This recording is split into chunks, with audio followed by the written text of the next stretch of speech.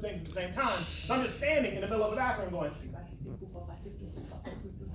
when out of my periphery, I see this.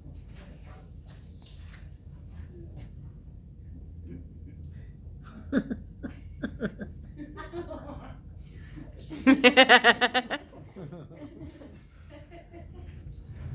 I scared the hell out of somebody. By the time I realize what's going on, I feel the need to explain myself. So I throw the door open and look, and this dude is running back to the math and science building. So somewhere in Ohio, there's a student like, yo, you will never guess what I saw in the bathroom the other day. All right, here's my last poem. I started working a little over a year ago for this nonprofit in Charlotte, North Carolina called Playing for Others, which is one of the most transformative organizations I've ever heard of, known of, been a part of, been introduced to. And we put on this big show every year called the Night of Gratitude, where the organization picks 10 people in the city that they feel need some recognition for one reason or another. Sometimes they're activists themselves. Sometimes they're artists. They could be anybody. And we write songs and spoken word pieces to honor them.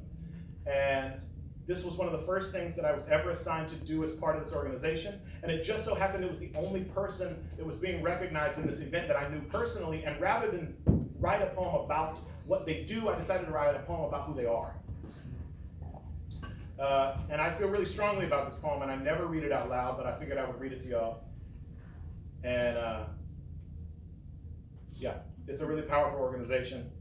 It's called Playing for Others. You should look it up. You should give them money.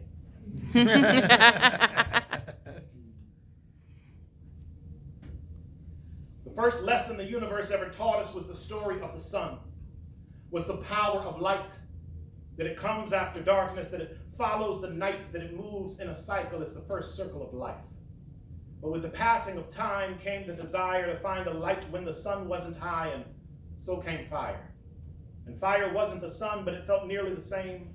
And even in darkness, folks could act like it was day. They could tell jokes and gossip and stay up late. It wasn't the sun, but it was okay.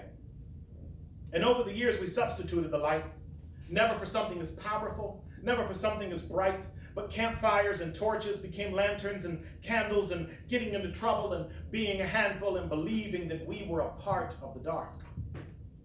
And eventually came electricity and Edison's bulb, and now we could be lonely in the night but still have light. And some folks were able to make good in the darkness, and some couldn't tell, but the ones who made good held that light in themselves. Then came creating distance from each other. Even though we were never there, very distant from each other. Then came self-doubt and jealousy, and over the years we have substituted the light.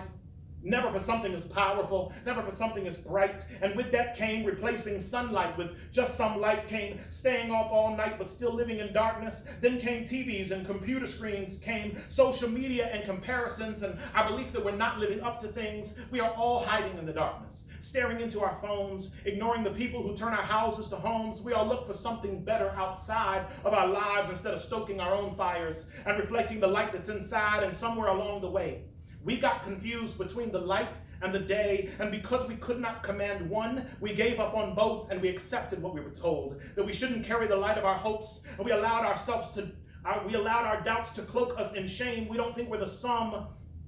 We don't think we're enough to make a difference. We think we're the sum of our pain, and once we start to believe these thoughts is exactly how we find ourselves in the dark. Light against light means nothing, y'all.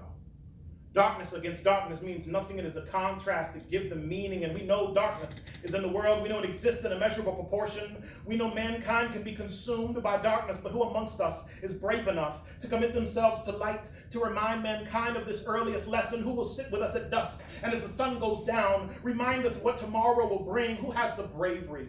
Who can stand and face the darkness and tell it that it won't last forever? Who among us knows the light well enough to put it into words? The sunshine, y'all, says that you are smart enough. The sunshine says you are beautiful enough. The sunshine says you are worthy. The sunshine says you are capable. The sunshine says that as long as you are alive, you too are the light. Thank you.